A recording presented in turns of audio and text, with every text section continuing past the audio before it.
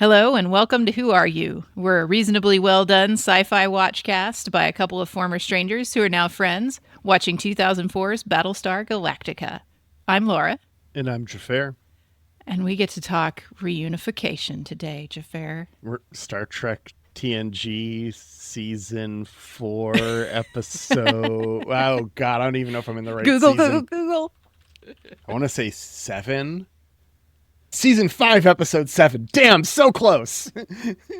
You were really close. Okay. You messed up the thing that should have been easier to get than the one that was harder to Yeah, get. I'm impressed. yeah.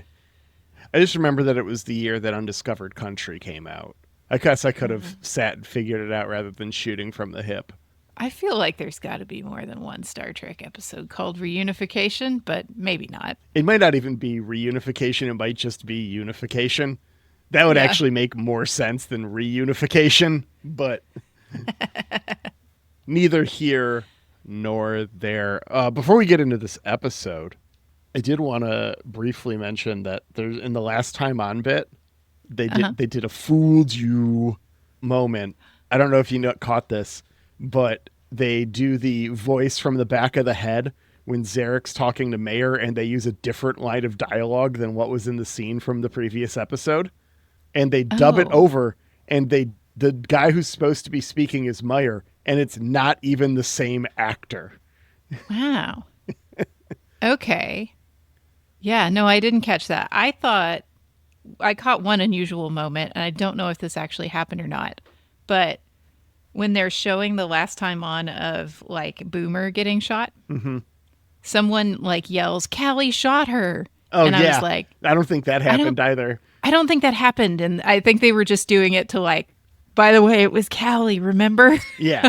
Well, I mean, the thing where the conversation that Zarek and Meyer were having was about killing Lee, but they weren't saying Lee's name on purpose. They were being super cagey, where it's all like, oh, someone's gonna die on the surface.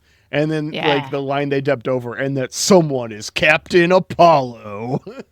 But it wasn't Meyer's voice, and it was like showing the back of his head. That's hysterical. I didn't notice that one, but the Callie shot her. I was like, pretty sure that no one ever said that. I didn't think about it, but the second you said it, I recognized that as the truth. Is what happened. That did not happen in that scene. Okay. Yeah. That's fun though. I get it. Sometimes you got to add a little something to make it clear if you don't Yeah. remember from a week ago what I happened. mean, we were warned that this show does this. I never caught any of this in the first run through when it was Yeah. airing originally. But Ryan told us, right, that this is the show does this sometimes. Mm-hmm. So I think it was Ryan. I think it was Ryan. Yeah. So, Let's see. Look, yeah. I Yeah. need someone to come up and tell me with a different actor's voice, please. Use an Australian accent. That'll be important. Yeah. No, we've got to come back together. We're watching season 2, episode 7, Home Part 2. Yeah. We open on those Bear strings. Bear McCreary. Just, man. The soundtrack in this season is so... I mean, the soundtrack in this show is so good. But specifically the soundtrack in this season, I think, is my favorite. Very strong. Very good. Everyone is hiking in the rain on Kobol. We're cutting back and forth between here and Galactica, where they're trying to figure out their path and discussing the plan, kind of. They're like going back and forth. It's like, oh, they might follow this, and we see a little bit of them going on that way, and they're like, oh, well, what are we going to do? And Adama's all like, well, we're going to do a low atmosphere or a high atmosphere jump. And Gata is immediately like, we can't do that. The ship is way too big for that. What are you fucking talking about? He's like, well, I'm going in a Raptor. Yeah. He's like, we're only taking the people we absolutely need to take. Mm-hmm. Like, we're not risking any more lives. We never figured out the blood EBITDA. So we're just going to take a couple of people. Yeah. And it's raining on Kobol. I think that's very important because Yes. we have a lot of feelings on Kobol. There's a lot of fifis on Kobol right now. But yeah, so they decide they're taking the Raptor, and we go to theme. Survivor count. We're down 3. 47,855. This is Alosha and 2 red shirts on the surface. Yeah. I have a thing written down here, Laura. Oh, okay. We're not quite halfway through the season, but the halfway point of this season is before the halfway point in number of episodes, in my opinion. I think the halfway point is in between 9 and 10 instead of 10 and 11. It's because Spoilies 10 is going to end at a big cliffhanger. Okay. And I don't want to I was thinking about moving the movie break to be between 9 and 10. And while I was going over all of this stuff, I thought it might be fun at the halfway point of the season or somewhere abouts. Like now, since we're talking about the survivor count, we've been talking about the survivor count every episode. What do you think the difference is going to be from now, 47, 855? I don't want you to guess the number we're going to be at the end of season 2, but I want you to guess how much of a change there is. Okay, like a percentage? You could do a percentage, you could do a total number. I have the actual number written down, the difference. Oh, okay. And you're not going to tell me. I'm not going to tell you. Yeah. But I will give you a very ambiguous hot, cold answer based off of the percentage. Let's say that. Yeah. It's not going up, Let me do the math right? On the percentage real quick. Oh, I guess it can go up because we can go back and get people off of Caprica. So I did just write down the flat total change between the numbers. I'm using absolute values for everything for the sake of giving you less information.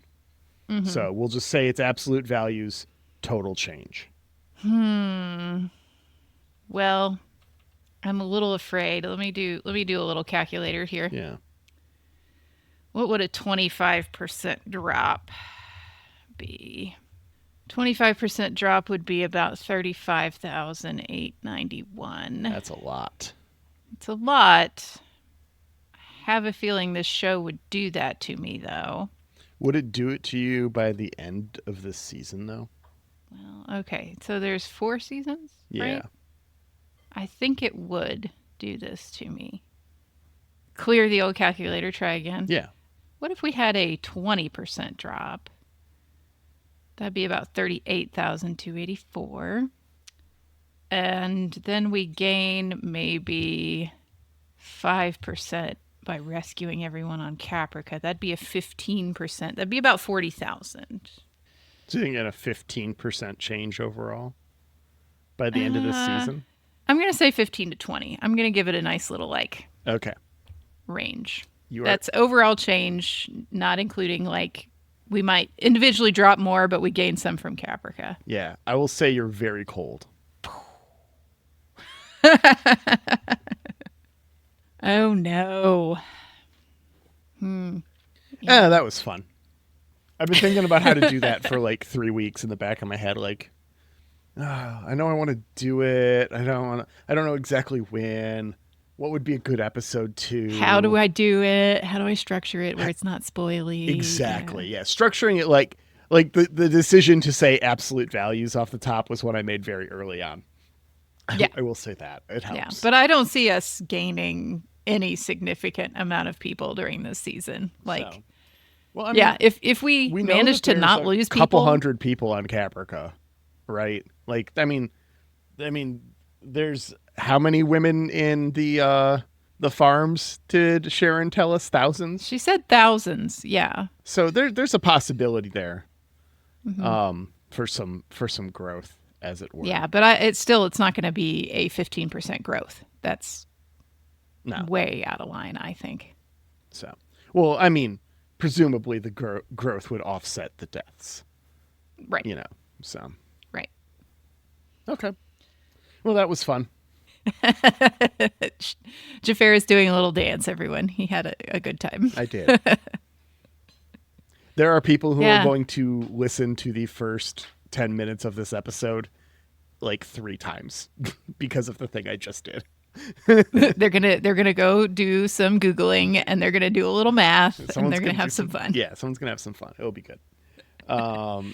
Yeah. Well, did we say Adama was going himself? He said, I have to go get Rosalind. I'm going. Because, Yeah. And he's like, don't even try to argue with me, Saul. Like Ty would go. Yeah. Please. Please. He's a coward. Yeah. Yeah. No. I think it's right. Adama's like, I'm the one who broke this party up, basically, when I arrested Rosalind in the first place. So I got to do this thing. Yeah. Sharon's leading the way when we come back from theme here. It is too far to make it in one day, so Rosalind wants to push a bit further before they set up camp.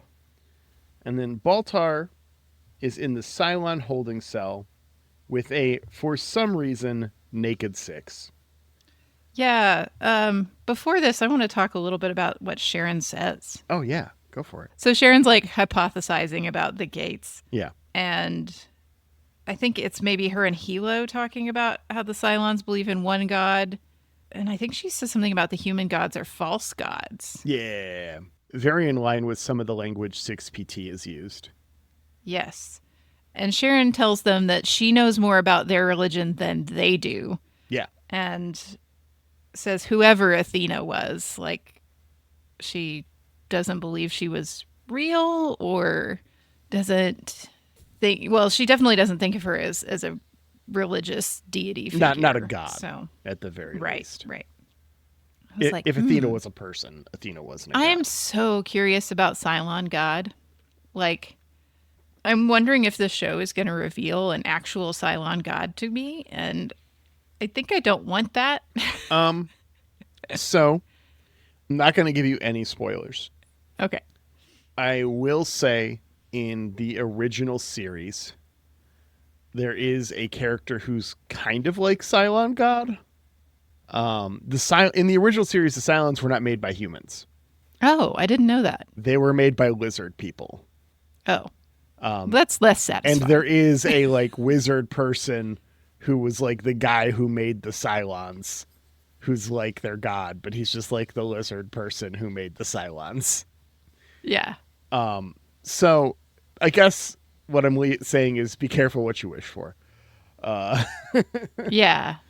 I don't know. I don't think I want a Cylon god. I think that's less satisfying somehow. I don't know. I'm open to being surprised. I mean, I don't think it is a big twist to say that in 4 seasons, the 2.5 seasons of the show that are left, we will learn more about Cylon society and religion and stuff. You know, I don't think that's a big There's reveal. no spoilers in that sentence. Yeah. So, I mean, It's there will be being more laid- of it coming. yeah. As far as how detailed it gets, you'll see. Yeah. I won't say anything. Yeah. I am very apprehensive about that. Yeah. I don't know what to expect. Just like I don't know what to expect with Mr. Baltar here. Yeah. We do a lot with Baltar in this episode. We'd sort of forgotten about him for a little bit. Yeah. This is arguably a very important Baltar episode. Yeah. I love how nothing is answered for me, really. Nothing is answered, but also if you just take 6PT at face value here, then you have an answer. Mm-hmm. If you want to trust 6PT. Right. Do you want to do that? You should never take your artificial intelligence at face value, I think. Agreed. 100%. Always question what you get back from ChatGPT, just a little bit. Mm-hmm. Man, the fact that people are like using ChatGPT instead of Googling things now blows my fucking mind.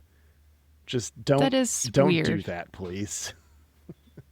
Well, I mean, just doing a Google and getting the Google AI result at the top, you can see that those AIs don't Google well. No, they don't. Because you'll get straight up wrong stuff. Google AI will say something totally wrong, and then there's all the search results right beneath it that contradict the thing that it said. Mm-hmm. Don't do it, people. I've found lately it's gotten a little bit better because sometimes when I search something, it just quotes the Wikipedia article at me. And I will go down one search result and see the Wikipedia article preview, and it's the exact text that the AI said above. But I'm still reading both to know that that's the case. Yeah.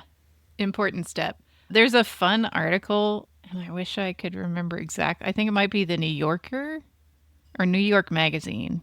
Are they the same thing? They're not. I don't right? believe they are. Right. I might be one of those two that was like talking about. I think they throw ChatGPT under the bus, but it's like ChatGPT is ruining higher education at an alarmingly fast rate. So of course I was like, well, I have a vested interest in that, so I better listen to it. And I don't know, some of the things that they said, I'm not sure I agree with, but some of it I'm like, yeah, I don't know how you fix this. Like that's the thing. I did have students before I went back when I was teaching adjunct, right, that would put their super low stakes, like introduce yourself to a classmate prompt into ChatGPT and then copy and paste exactly what ChatGPT said back. And you could tell because there would be a thing of like, sure, I'll answer that for you at the top. And it's like, if you can't even do basic, like, okay, I'm going to cut this here, I'm going to edit this here, like, I don't know how to help you. Like, yeah. Cognitive offloading is the term I hear thrown around pretty often in professional AI circles. And it is a real concern because simultaneously there's a lot of people who are all like, if you don't use AI, you're only working 20% of your app. Yeah. And I mean, some of that's true. Like I've done, some quick programming stuff with, AIs that are built for it. Sure. Yeah. It's like, yeah, okay, that sped me up a little bit rather than fumbling through. I like using ChatGPT to troubleshoot Python that's not running properly. It tends to help me out there where it's all like, oh, hey, you missed this comma or something in these 500 lines of code. I'm like, cool. Right. Good job, bro. That saved me an hour. Exactly. Like for the code stuff, I don't feel guilty about using it for that at all. For sure. And it's like I still know what everything's doing to be able to get to that point. But at the same time, it's this cognitive offloading, the letting your brain take a vacation while AI does your job. Those are the people that are on the precipice of being downsized. And so part of me wonders if, CEO is encouraging everyone to just rely on AI to do their jobs is just a test to see if they could fire them and let AI do their jobs. Yeah. It's a real And concern. listener, I would suggest if your boss asks you how much AI you use at work, you say very little, regardless. And maybe throw in like, I've tried, but it's so bad at what I do. 100%. Yeah. Yeah. Speaking of so bad, 6PT is wild here in this episode. So she's all naked in the Cylon jail. Yeah. Gaius is like suddenly over it and her and says that she's not his fantasy anymore. There's no way a woman in his head is bearing this mythical baby she's been talking about. And then he starts like ranting about the show at the audience. There is an important note here that plays later in the episode, which is she does say, I never said I was actually going to like physically bear a child, guy. Like, yeah. I'm speaking in metaphors here. And that's when he's... Let's go ahead and drop that metaphor again. Yeah. Metaphor. So yeah, Gaius gets fed up at the ludicrousness of it all. And when we cut back, this doesn't feel like 6PT to me. This feels like Trisha Helfer begging for this storyline to end. Yeah. So speaking of metaphors, like we cut back to 6PT and she's gone so full casual that you're like, wait, is this the same actress? You cut for a second and you're like, was Gaius just ranting at a random crew member for some reason?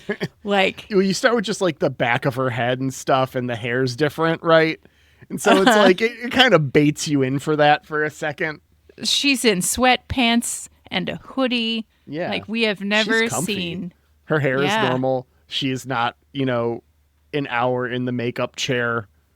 Yeah, beholden to. There's still Hollywood makeup. Don't get me wrong. Like, yeah. For the natural look, there's still makeup. Yeah. But it's It's not the Hollywood full standard, I suppose. Yeah. And she tells him, dude, I'm your psychosis. Duh. Yeah. You're just a psycho. Like, Yeah. your brain broke when you found out that you helped the Cylons destroy all of humanity, all of the 12 colonies, and you can't cope anymore. Yeah. She's like, you crazy fuck. Men would rather hallucinate a model to torture and fuck them than go to therapy to deal with their complicitness in genocide. Yeah. You know. It's true. It's true. And this is the first time he seems like really upset. Yeah. He's just like, fuck, wait, what? No. I'm a genius. I can't be crazy. Those two things never go hand in hand. Never happened before. And so she taunts him, well, just scan your brain. If you just scan your brain, yeah, you might find out, but you might not like what you find out. So on the Raptor, yeah, we're taking Chief Tyrrell again. We got Tyrrell. I mean, he's a person was out there, right? I know. I mean, if you think about it, Lee was on the surface. Lee's gone. He's with Rosalind. Callie's in jail. Yeah. You're not taking Baltar. No. No. Why would we do that? You're not. I mean, you wouldn't. He's got other stuff to do this episode, but also you wouldn't take him. And so your options are the medic, who's not going to want to go, and the chief, who will do anything for the old man. Yeah. But poor Tyrrell, my God, that was this thing I wrote down the second I saw him. I was like, oh no, Tyrrell again. And then we cut to poor Billy. Yeah. It's worth noting Racetrack is also on this ship. Oh. In the back there. Because Racetrack is the one who faked the Raptor pull so that Lee and the president could escape, and the president doesn't know, and Adama never found that out. So. Oh, yeah, that's right. Yeah. Ope, indeed. Adama asks Billy if he's feeling okay about this, and he's like, no, of course I'm not. And then Adama just like puffs him up with some straight up lies. Like, this conversation between Adama and Rosalind never happened that we know of, right? Adama tells Billy that, oh yeah, she thinks you're presidential material. I think she said that he reminds her of a young Adar. I think I remember that. But that might be... I don't remember that conversation. I might just be making it up because he says it here. I might be misremembering. It might just be filling in the blanks. Idea. I could see it, but at the same time, it's like I could just be confabulating it. Yeah. The best part is he's like, I wouldn't take it too seriously. Adar was a moron.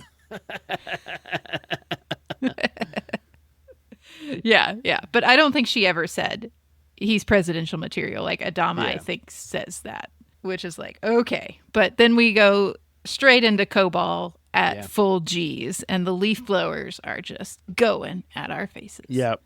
A nice little Halo style jump, whatever the equivalent of that would be for a spaceship.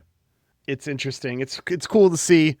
We're told that this is dangerous. We're told that, and then we see the effect on the ship and on all the people, this risky maneuver to dodge the Cylons. They aren't even there. The Dratus shows that Cylons are not in orbit when they get there, but they did not know that until they were there. So, Right. And just because there's no Cylons in orbit doesn't mean there's no Cylons. Yeah. Like, clearly. Lee is very distrusting of Hilo and Sharon, like Starbees once was. And now she gets to deal with it for Hilo instead of Hilo dealing with it for her, which is a nice little turnaround from several episodes ago. Yeah. Sharon is telling Hilo that, like, I know I don't know everyone, but I feel like I'm home with family now. Mm-hmm. Yep. I'm not comfortable. But speaking of not comfortable, we're going to talk about Zarek and Meyer. Yeah. Discussing Rosalind's mental state as she, like, clutches her book. Yeah. She's having a bad day.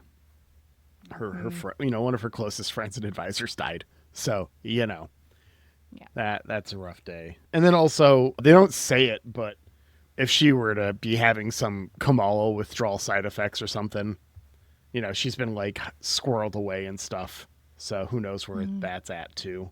Yeah. Yeah. She hasn't seen Coddle in a Um, bit. but Zarek is kind of pulling out on the plan. He's like, I don't think we should kill Lee. Like, Yeah. this might not be the time. And Meyer is just full steam ahead. He does not want to Yeah. back out of this. We're going to kill Lee, or we're going to get that Cylon to kill Lee, and then we'll kill that Cylon. Like, Yeah. going to do the thing. Yeah, he's gonna play the pawns, he thinks, Mhm. against each other. Because this has to happen. And Zarek is like, well, no, let's not do anything till we find the tomb. Like, Yeah. we do have to do that. That seems to be important. Starbees pitches rescuing the resistance to Roslin. As Sharon gives, in 2005, I would have described it as the worst gender reveal party, but goddamn, is that going off a cliff in the last 20 years? As she tells Hilo it's a girl. I just don't trust this, man. Something about her face. I was like, I see lies. Yeah. I don't see that this is a true thing. Yeah. Are you just I don't- racist against Cylons, Laura?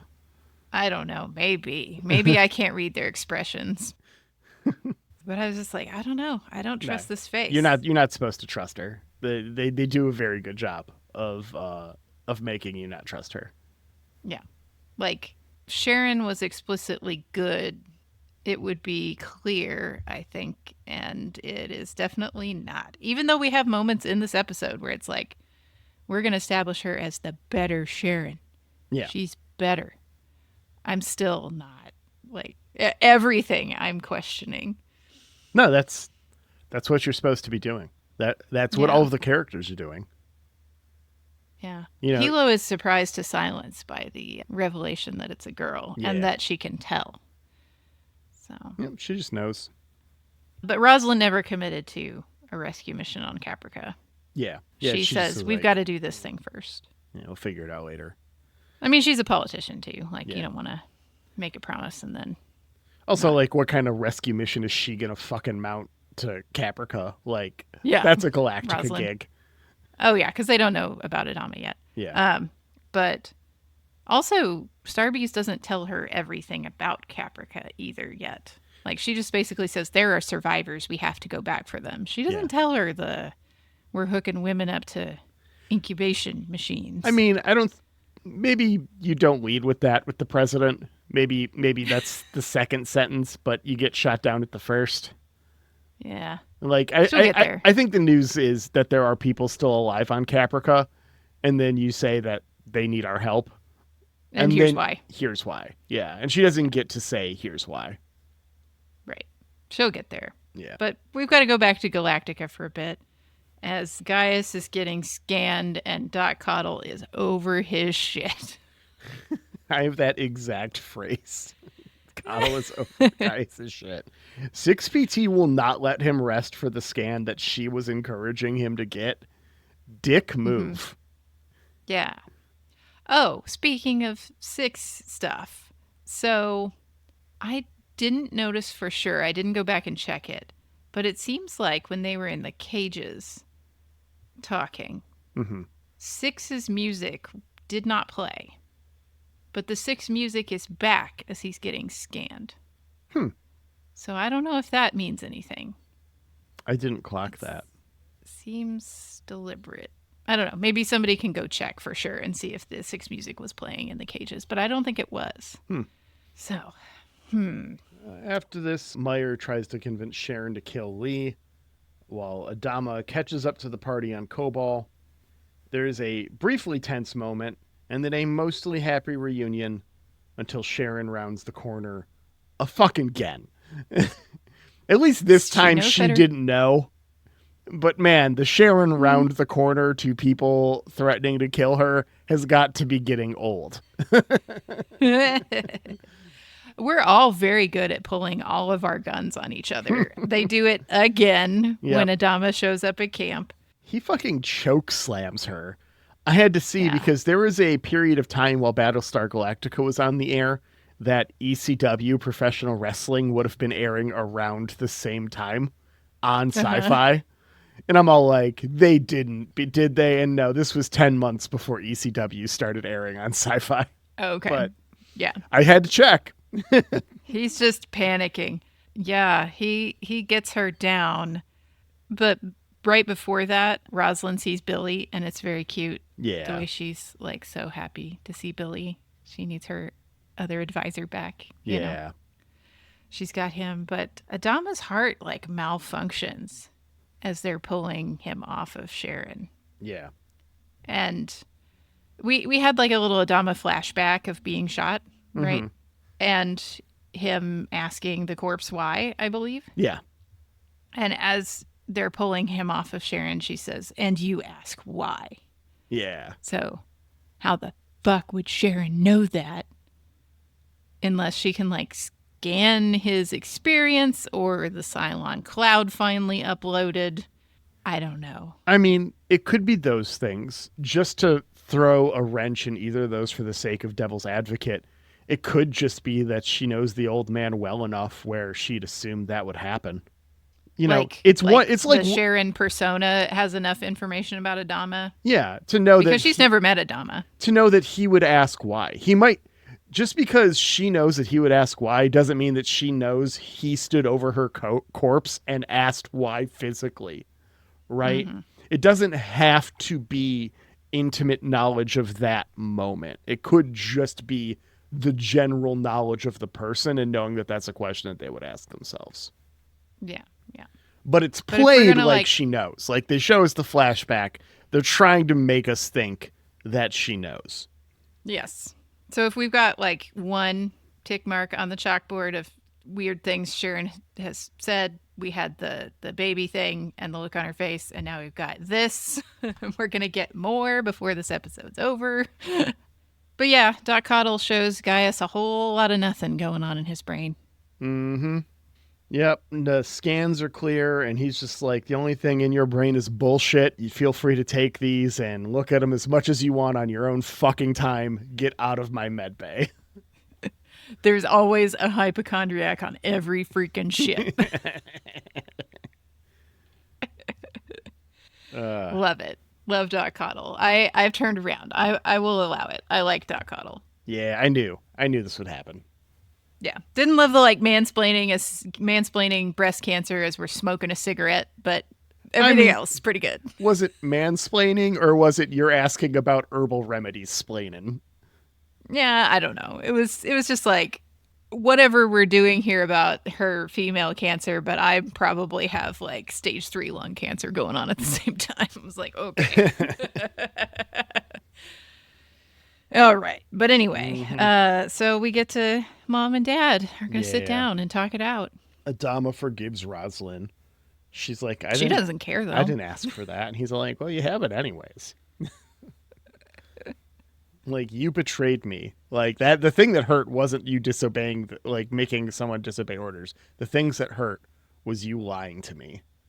That's what hurt. I mean, that's also a shitty reason to do a military coup, which it would have been nice for him to say. Yeah, yeah. But he does, you know, he gives her forgiveness. He should be apologizing as well. Yeah, for real. He should be offering forgiveness and asking for forgiveness because they both owe that to each other. Definitely.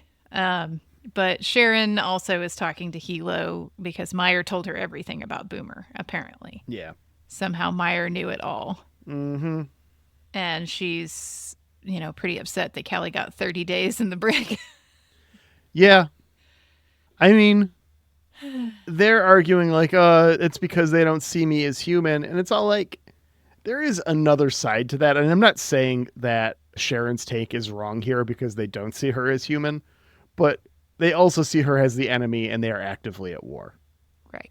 You know, like. And that enemy did actually shoot the commanding officer. Yeah. It's not like Boomer didn't do anything, you know. Yeah. They didn't find out Boomer was a Cylon because of, you know, she tripped, fell, and a little bit of robot parts spilled out of her arm, you know, when she got hurt.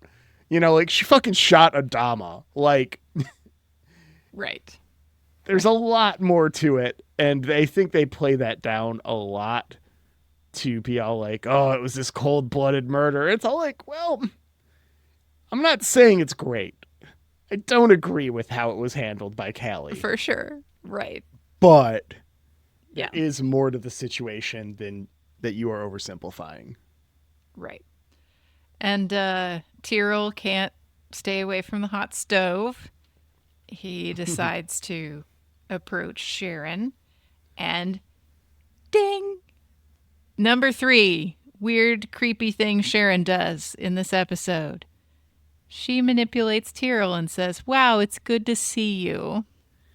Gives him a hug. It's a lot. Like, I feel like the audience is Hilo in this moment because we're just watching this super awkward thing that we can't stop. Mm-hmm. Just like, oh God. Like, I'm making the same face as Hilo's making. Like, God, no. This is happening. It's okay. It's okay. It'll be done in a minute. Because she obviously knew that Boomer and Hilo, or not Boomer and Hilo, excuse me, Boomer and Tyrell were a thing. Because at the beginning of all the Sharon Hilo stuff, he was like, well, I know you were with the chief. Yeah. And she's knowledgeable of that. So. Yeah, like there is a gap on like some of it, like whether or not that gap's been filled and that Cylon Cloud download happened, whether there's just permanently a gap because of when this Sharon woke up, maybe. You know, like we don't know how it works exactly. Right. We don't know that she knows everything that Boomer and Tyrell were up to, but she knows there was something. Yeah. So a hug is not an appropriate way to handle this if you want to establish a boundary with this person. She gives him a little kiss on the cheek. Shake his hand. Don't hug and kiss on the cheek. Like, that's manipulation right there. And I am not trusting it. Yeah. I am unhappy. So Zarek and Meyer discuss the plan while taking a piss for a minute. Oh, yeah. Okay. I forgot about that. Meyer tries to convince Zarek that we should just kill everyone and take over. And Zarek is like, fucking let it go, guy. Yeah. Like, this is not healthy. And then Rosalind and Adama talk a little bit about what Starbuck said about Caprica. Mm-hmm. And Rosalind is feeling very guilty for deciding to leave everyone. Yeah. But Adama says, no, we made this decision together and it was right. Like, because I think Adama did want to go back and fight. He did. Yeah. And she said, we can't do that.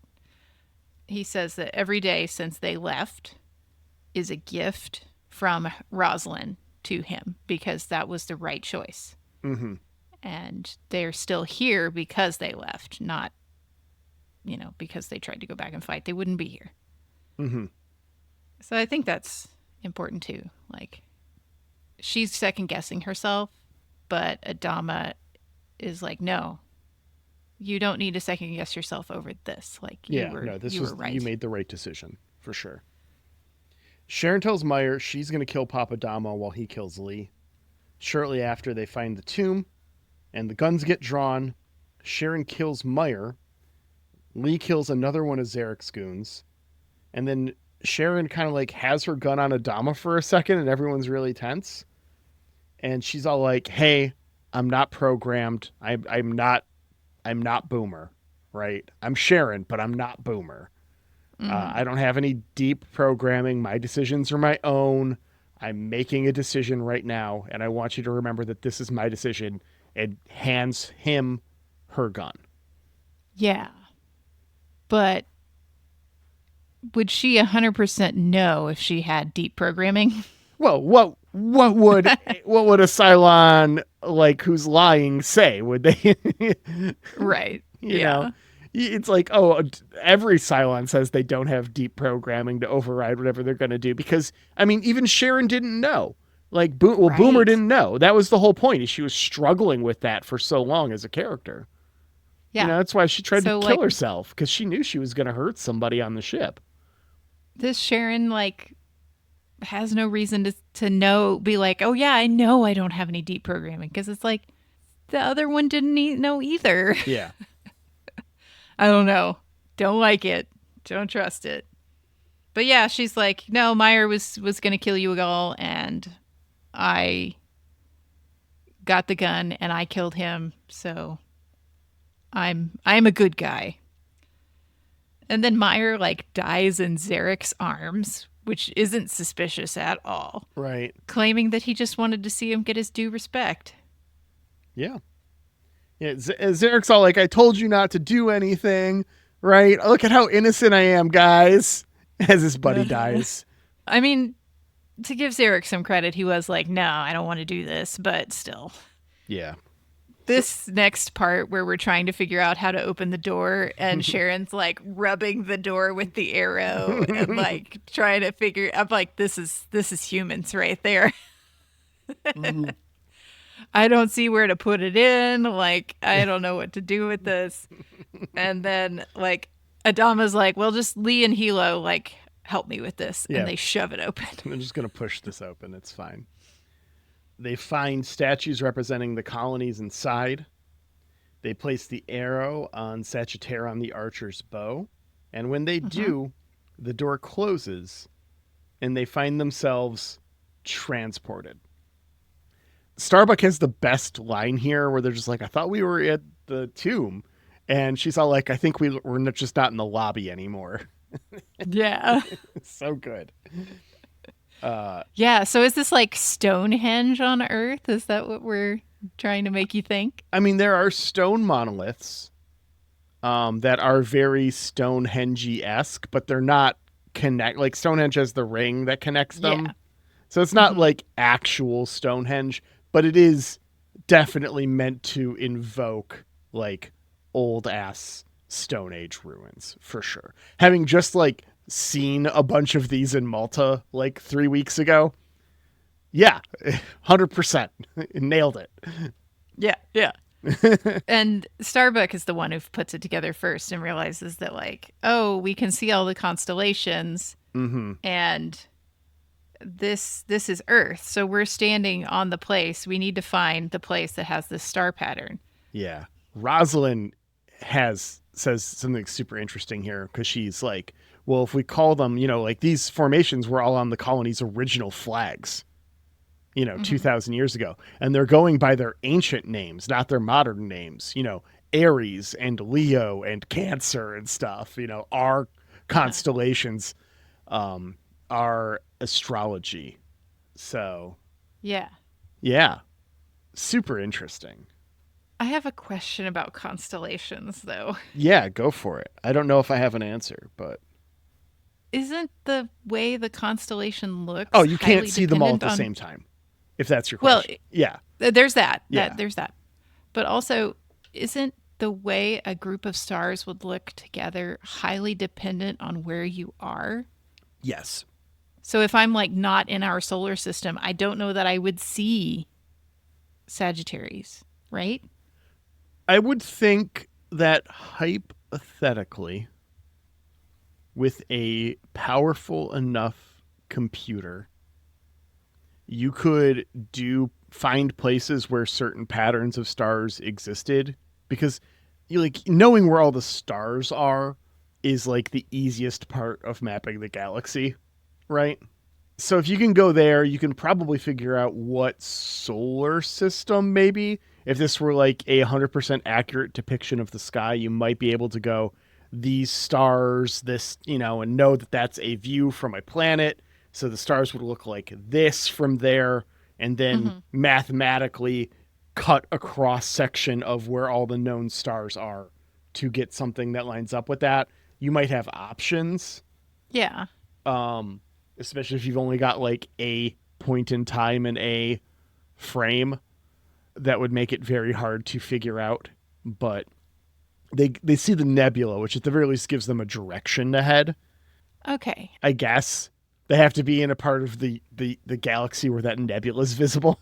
I think maybe I'm overthinking it, because I was thinking of it as like we've seen Sagittarius from our colonies, right? Yeah. Have they actually, or are they just realizing that like, oh, these stars together go with this pattern that goes with Sagittarion? Yeah. I don't think that like you saw Sagittarius from Sagittarion. Okay. Because I was like, I think It wouldn't work like constellations that. are dependent on POV, right? 100%. Yeah. So if I'm somewhere else, I'm not going to see that cluster of stars in that same pattern and be like, that's obviously Sagittarius. I would expect most of the constellations to be close enough from like a Mars Sure. or a Venus, Yeah. but not But they're definitively obviously not very far from like away. a Alpha Centauri, Yeah. a Kepler 12b. They're going to look very different. Yeah. Yeah. Okay. But I guess I had been thinking of the colonies as like they are aware of the constellations. And so I was like, this isn't making any sense anymore. But they're aware of the names. Yeah. They The know the shapes. patterns, Yeah. the shapes. But they didn't realize that they were like star patterns until this moment. Yeah. When we're on Yeah. Earth looking at them. Yeah, when Starbuck goes, they saw their 12 brothers and sisters in the heavens. That's when it's like, oh, constellations. Fuck. Okay. All right. I will allow this, but I was very confused for a little bit. Yeah. Lee recognizes that nebula to start on their search, and Starbuck, as I mentioned, posits that they're actually standing on Earth right now. And then we cut over to Adama doing a big speech with the reunited fleet, just like the end of the miniseries, only instead of "So Say We All," it's clapping for introducing Laura as the president again. Yeah.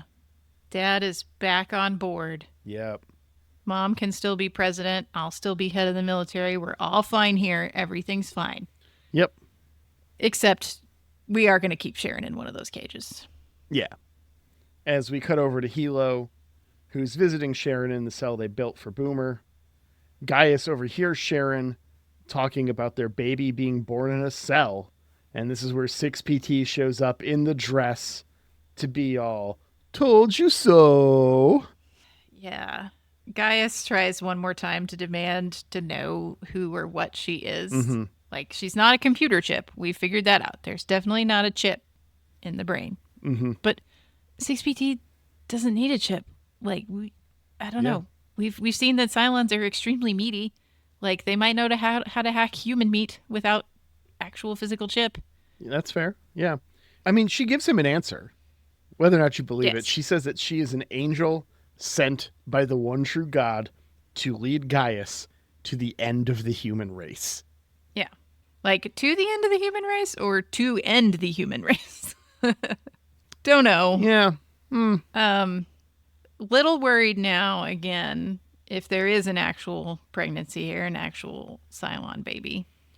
Gaius was flipping out in that vision where Adama was going to destroy the baby. And 6PT said, Adama will kill our baby. Mm-hmm. Yeah. Can see Gaius maybe doing some rash things. Maybe. In response to that, the way he freaked out at that dream. Depends a lot on how much he believes right now. Man, and I don't even freaking know. But it also seems like maybe Adama's kind of like softening on some stuff because he didn't like kill Sharon. He didn't airlock her. Rosalind didn't get to airlock her. Like, I don't know. All right. I don't know what to think.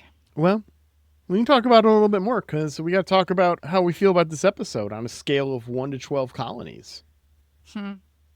Yeah. What are you thinking?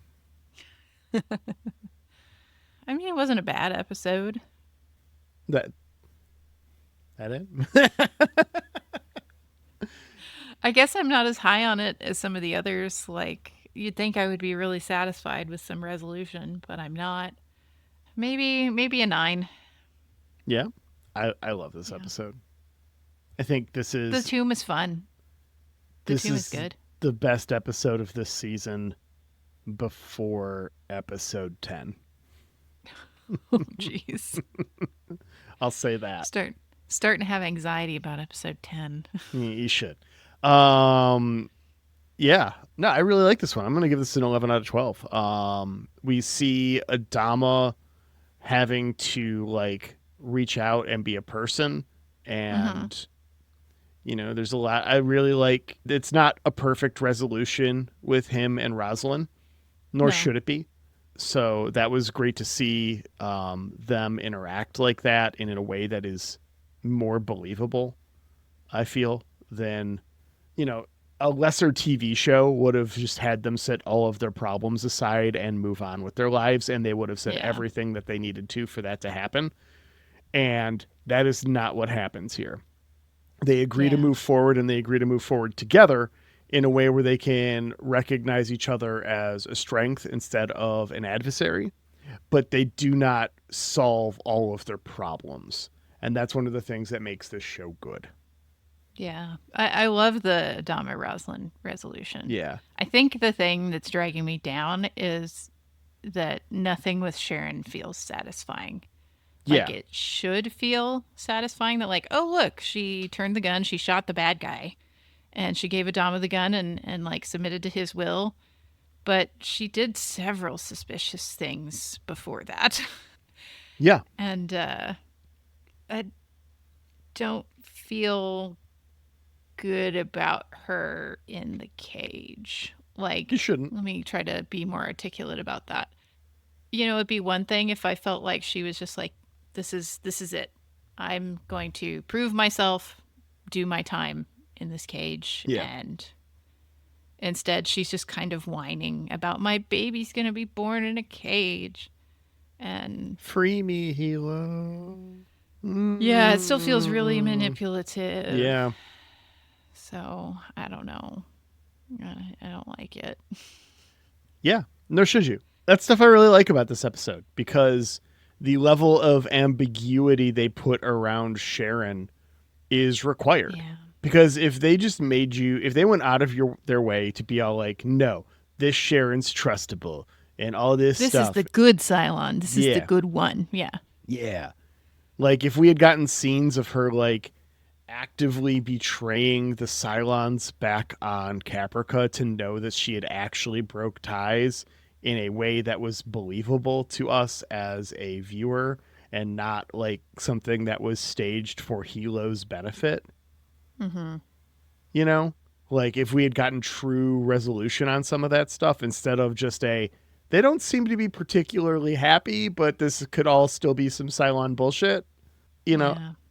then I don't think she's as interesting as a character. We really don't know where she went when she took that raider, do we? No. Like, it's they want you to think that she just went and fucked off and hid for a little while and then showed back up when she had something useful and helpful to do. That'd be real convenient. It would be way too convenient, wouldn't it? Yeah. Like, seems like the other Cylon should really be able to easily find another Cylon. Like, it should be hard for her to hide. Yeah. And now suddenly I'm a little worried about her being on Galactica. Yeah. Well, I mean, there's 8 Cylons in the fleet. I guess 9 now. That's true. Well, 8 That's what- again if she counted herself before. Yeah, who knows? Yeah. Meh. Who knows if that was even a good number? Like, I wouldn't trust it.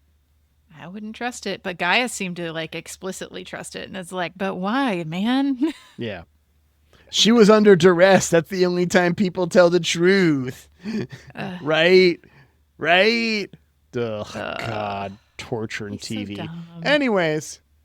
Yeah. So this next episode, we got season 2, episode 8.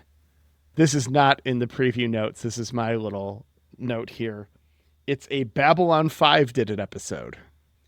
Okay. A reporter is sent to Galactica to chronicle the harsh realities of life during wartime. Oh my God. ISN's coming on board. Yep. And it's fun because the episode after this is a Star Trek Voyager did it episode. But we'll get to that. Yay. I next can't wait. week. Well, 2 weeks Okay. from now. I'm Yeah. a little apprehensive about episode 10 now, based on many things you have said. But Yep. I am looking forward to 8 and 9. I can't wait. I am so excited to get to that episode. I'm stressed out now. Ben called dibs on that episode before he called dibs on his season 1 episode.